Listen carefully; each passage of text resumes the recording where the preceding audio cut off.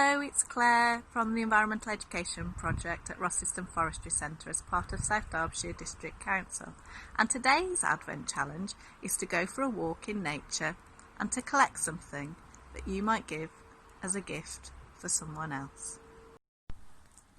Take a walk outdoors with a friend or family member, and on your walk look for something from nature you can collect and give to that person. This could be a smooth pebble, a colourful leaf,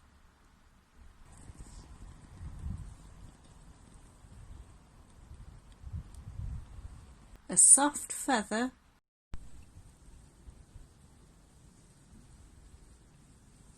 or an interesting seed pod. On exchanging gifts, you can give thanks and say what you like about this object. You can also tell the person why you chose this gift for them.